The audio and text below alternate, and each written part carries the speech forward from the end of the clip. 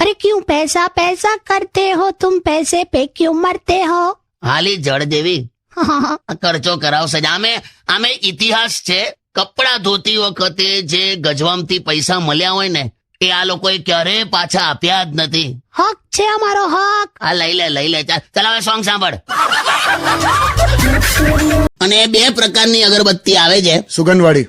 બોલવા દે ને મને. હા 2 પ્રકારની અગરબત્તી આવે છે, ભગવાન માટે અને મચ્છર માટે. ભગવાન આવતા નથી ને મચ્છર જતા નથી. લા યાર બહુ કરી તમે તો.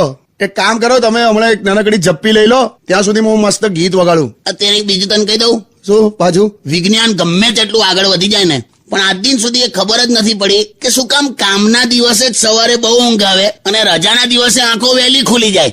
એની માને લા યાર તમે હુઈ જાઓ, ખરેખર ઊંઘ ચડી. અરે મારે હિંચ લેવી છે. શેની હિંચ બે હવે તારે અહીંયા હિંચકી ચડી જાય એનું કઈ નહીં. લા તમે ઝઘડશો નહીં યાર. અરે આવું જ કરે છે. બાકી તું વિચાર કર ભઈલું, હસબન્ડ કેવો હોવો જોઈએ? કેવો? વાઈફ તૈયાર થતી હોય ને તો એને આમ સેફટી પિન મારી આપે. ત્યાં જાનેલી પેલા કુવામાં નાખવાના દોરડા આવે ને જાડા, એવી તો તારી ચોલીની દોરીઓ બને છે. પાછળથી તો રણતુંગાને બાંધ્યો હોય એવું લાગે.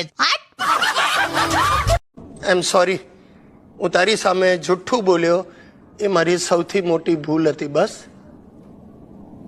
અને દોસ્તો, તમને પણ એક સલાહ આપું છું.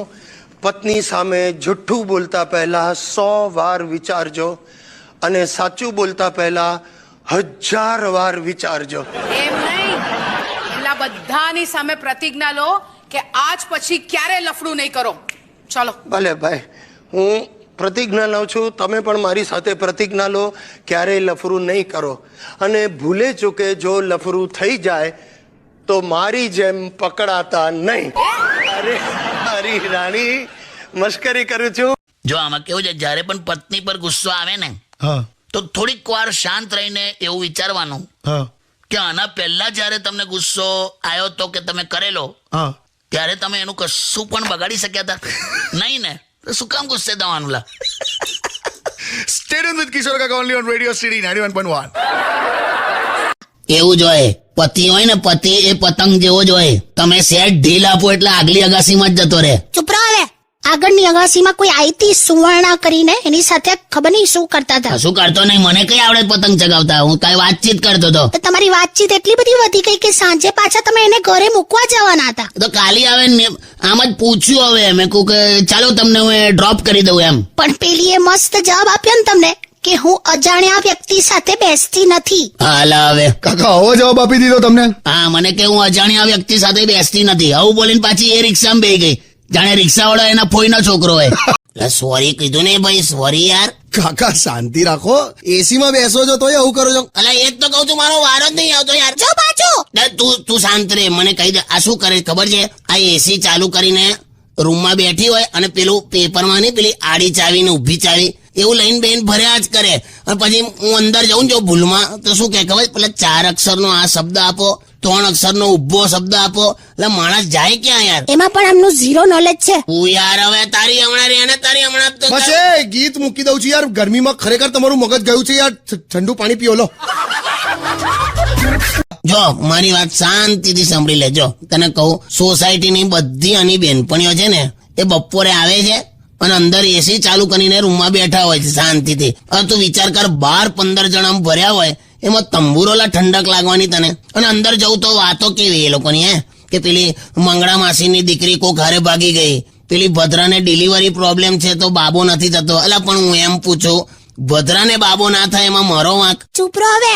તો પણ બપોરે શું કરો છો તમે? કઈ નહીં, હું આ એસી માં અંદર એની બેનપણીઓ સાથે બેઠી હોય અને હું બહાર રૂમમાં છાપું પકડીને આમ હવા ખાતો. બીજું હું યાર. એટલે પણ પંખો તો ચાલુ કરાય ને ભાઈ. કશેક તો લાઇટ બિલ બચાવવું પડશે ને. મેં તો હું કરું છું અત્યારે ડિઓડ્રન્ટ છાંટી કાઢવાનું પછી હવા ખાવાની, એટલે આમ થોડુંક એ થાય, આમ ઠંડક જેવું લાગે.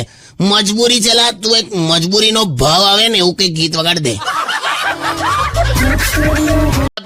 પેલું રોડ વાળું પેલું ગીઝર આવે ને, હે પેલું સિંગલ રોડ વાળું ગીઝર ના આવે, પેલા ડોલમાં નાખીને પાણી ગરમ કરતા હતા આપણે હોસ્ટેલમાં. લા તેનું શું કર્યું? શાકના રસમ ગાળી દીધું, એવું મસ્ત ગરમ ગરમ થઈ ગયું શાક. ખીસરથી શાક ગરમ કર્યું? બોલો આવું કરે છે.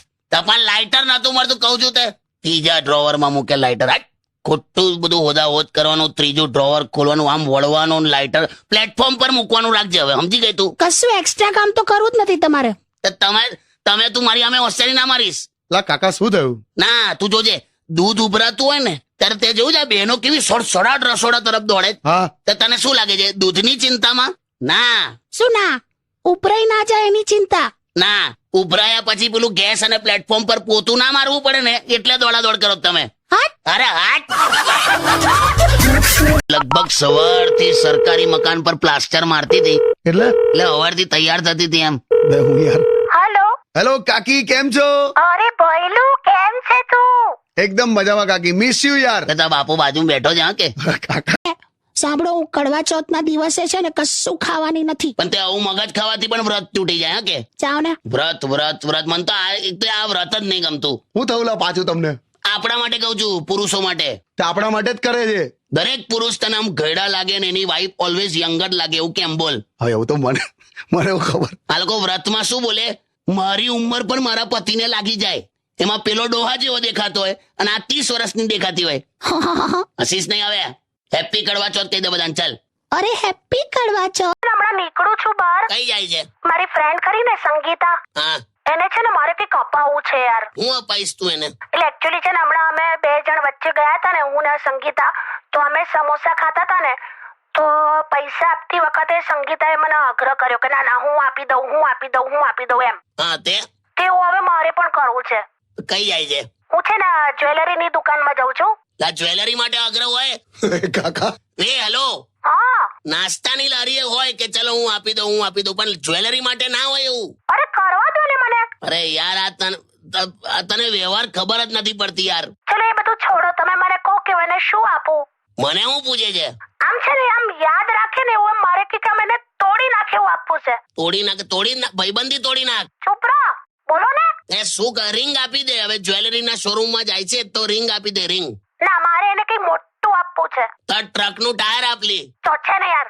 બેન ના અપાય. હેલો, જો હું તમને સમજાવું, પત્નીની જે કોઈ ખામીઓ હોય ને એના પર કોઈ દિવસ વિવાદ નહીં કરવાનો. કેમ એવું? હા, તો જો એ ખામીઓ ના હોત તો તમારાથી સારો પતિ ના મળ્યો હોત એને. હા એ બરાબર. એટલે બહુ હોશિયારી મારવાની જ નહીં. બીજું એ કે પત્નીને ક્યારે જુઠ્ઠું નહીં બોલવાનું. એવું કેવું? હા, કેમ કે તમે પકડી જ જાવલા. તમને ઓલવેઝ એ વાત જ પૂછે જે પહેલેથી એને ખબર હોય.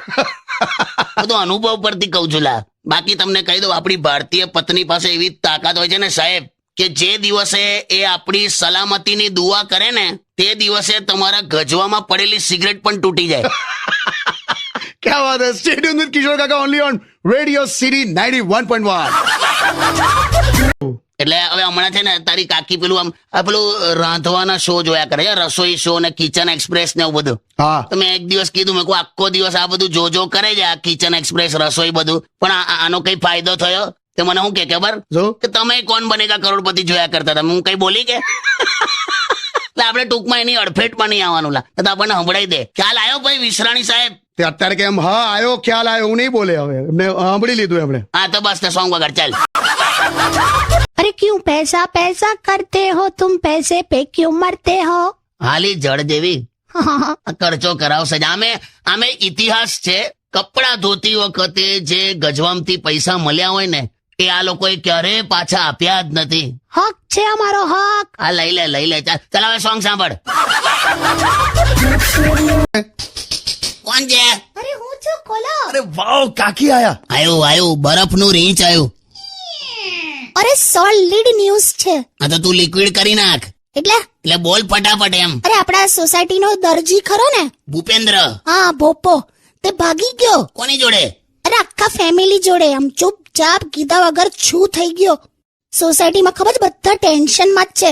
કોઈની સલવાર લઈ ગયો, કોઈના જબ્બા લઈ ગયો, કોઈનું પેન્ટ શર્ટ લઈ ગયો, કોઈના કુર્તા પાયજામા લઈ ગયો, બધાનું કંઈક ને કંઈક લઈ ગયો. તો તું શેની ટેન્શનમાં છે? તારું શું લઈ ગયો? મારું માપ લઈ ગયો. તો તારું માપ લઈ ગયો એમાં શું છે? પણ લઈ ગયો ને. પણ આ તો કઈ નહીં, તંબુ સીવશે. લે શાંતિ રાખો તંબુવાળી. મારે છે ને પેલો પ્લાઝો સીવડાવવાના હતા એની પાસે. હું પ્લાઝો પ્લાઝો યાર કાકા, પેલું નીચેથી આમ એકદમ આમ પેલું પહોળું આવે, પેલું બેલ બોટમ નતા પહેરતા છોકરાઓ, એવું આ કઈક છોકરીઓનું આવે છે. હા છોકરીઓ પહેરે છે. ઈ સાંભળ ને, હું શું કહું ભલું બોલો ને કાકી બોલો ને, તમે બોલો ને હું ના સાંભળું એવું તો ના જ બને ને. ચાને હવે સાઉથ તો બોલને પણ બોલ હવે હોશિયારી હો, ખોટી ખોટી હું હસ્યા કરે, બોલને જે કેવું હોય. હા એટલે હું એમ કહેતી હતી કે ભલું તું છે ને આમ એકદમ આમ માથે આમ ટકલું કરાવી દે મસ્ત, અને આમ અડધું માથા પર અને અડધું બોચી પર એવી રીતે મસ્ત ટેટુ કરાય, અને કાનમાં બાલી પહેર, મસ્ત લાગીશ એકદમ હેન્ડસમ. લે આપ જવાબ હવે આપ. બધું કાકીનું માનવા તૈયાર છે ને તો કરા હવે. ના ના આ તો યાર એકદમ એટલે કાકી આ તો થોડું જુદું ના લાગે? આમ થોડું નહીં, આમ જોવા જે ખાસું જુદું લાગે કાકી. ટૂંકમાં ના સારું લાગે કેને પણ આ તો એક થોટ હતો. પણ તારો એક થોટ એને રૂપિયાની પીપરમીટ જેવો કરી નાખે ને.